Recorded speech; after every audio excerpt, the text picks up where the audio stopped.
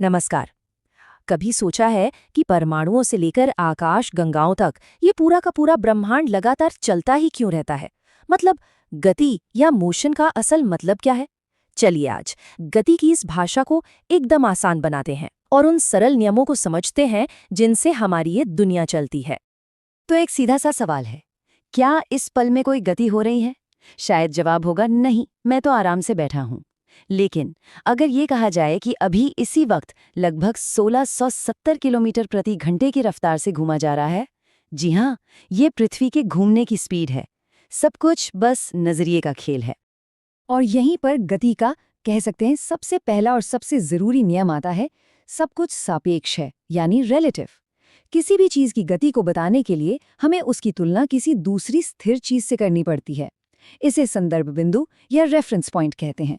इसके बिना ये बताना नामुमकिन है कि कोई चीज चल भी रही है या नहीं। चलिए इसको एक बस के एग्जाम्पल से समझते हैं। जब कोई बस में बैठा होता है तो बाहर के पेड़ पौधे पीछे जाते हुए दिखते हैं, लेकिन बगल में बैठा हुआ इंसान एकदम स्थिर लगता है, राइट? वहीं सड़क पर खड़ा कोई व्यक्ति देखेगा तो बस और उसमें बैठे सब लोग सब के सब गति में हैं। देखा, रेफरेंस पॉइंट बदलते ही गति का पूरा मतलब ही बदल गया।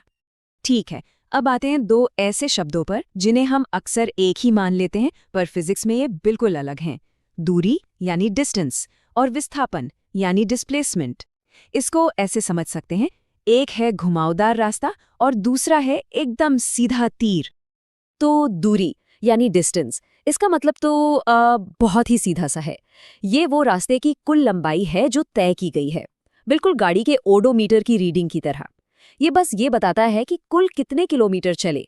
इस बात से कोई फर्क नहीं पड़ता कि किस दिशा में गए। लेकिन डिस्प्लेसमेंट ये थोड़ा अलग है। ये शुरुआती और अंतिम पॉइंट के बीच की सीधी दूरी है, मतलब सबसे छोटा रास्ता। फिजिक्स के लिए डिस्प्लेसमेंट में सिर्फ दूरी ही नहीं, बल्कि दिशा भी बहुत बहुत मायने रखती है कि अपनी शुरुआत से किस दिशा में पहुंचे। तो आखिर इन दोनों में सबसे बड़ा फर्क क्या है? देखिए, दूरी में सिर्फ एक नंबर होता है, जैसे 5 किलोमीटर। लेकिन विस्थापन में नंबर और दिशा दोनों होते हैं, जैसे 5 किलोमीटर पूर्व की ओर। और यही दिशा डिस्प्लेसमेंट को इतना प्रिसाइज बनाती है। चलिए इसको और भी मजेदार बनाने के लिए एक एग्जाम्पल लेते हैं। मान लीजिए उषा एक 90 मीटर लंबे स्विमिंग पूल में तैर रही है। वो एक छोर से दूसरे छोर तक जाती है और फिर तैरकर वहीं वापस आ जाती है जहां से शुरू किया था।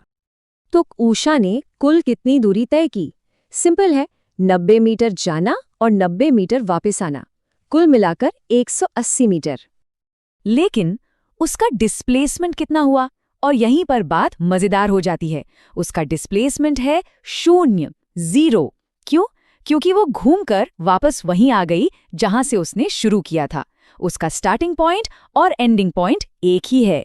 ये एग्जाम्पल दूरी और विस्थापन के फर्क को एकदम क्रिस्टल क्लियर कर देता है। अब जैसे डिस्टेंस और डिस्प्लेसमेंट एक दूसरे से जुड़े हैं, बिल्कुल वैसे ही चाल और वेग यानी स्पीड और वेलोसिटी भी हैं।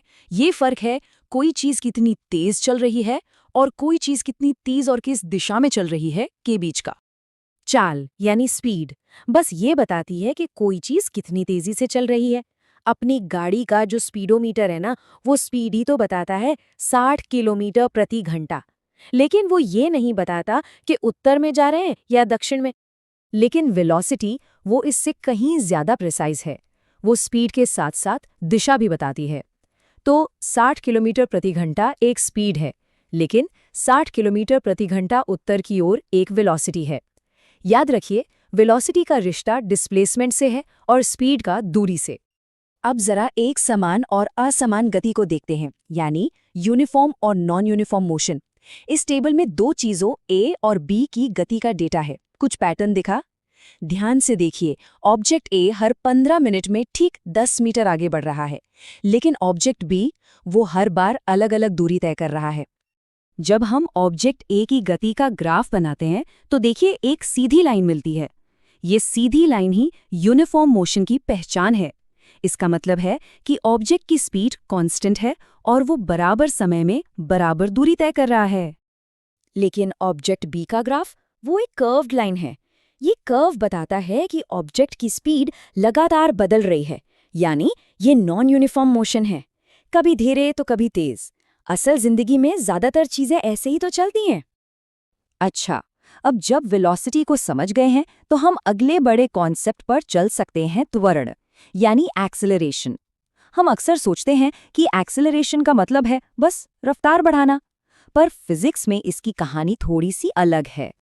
फिजिक्स में एक्सेलरेशन का मतलब है किसी ऑब्जेक्ट के वेलोसिटी में चेंज होने का रेट, और यहाँ सबसे जरूरी शब्द वेलोसिटी है, स्पीड नहीं। और यही सबसे बड़ा फर्क है। क्योंकि वेलोसिटी में स्पीड और डायरेक्शन दोनों होते हैं, इसलिए वेलोसिटी को 3 तरीकों से बदला जा सकता है।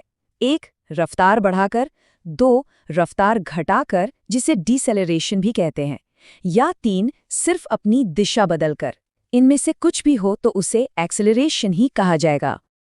और ये सब हमें लेकर आता है मोशन के सबसे इंटरेस्टिंग एग्जाम्पल्स में से एक पर, एक वृत्त यानी सर्कल में गति।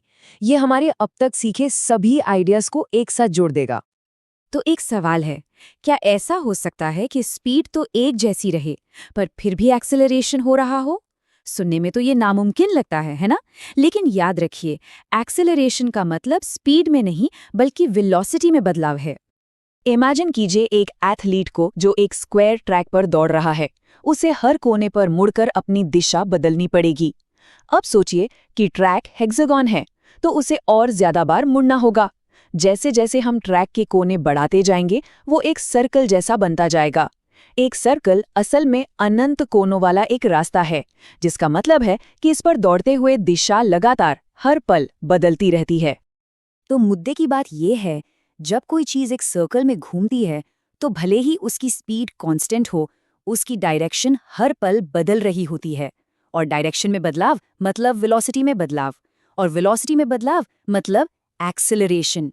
इसका मतलब एक कांस्टेंट स्पीड से सर्कल में घूमती कोई भी चीज लगातार एक्सेलरेट कर रही होती है। और इसका सबसे बड़ा, सबसे जबरदस्त एग्जाम्पल क्या है? हमारी अपनी पृथ्वी। ये सूरज के चारों ओर लगभग एक कांस्टेंट स्पीड से घूमती है, लेकिन क्योंकि इसकी दिशा लगातार बदल रही है, ये हमेशा एक्सेलरेशन की स्थिति में होती है। गति की ये भाषा हमें वाकई दुनिया को एक नए और गहरे नजरिए से देखने में मदद करती है।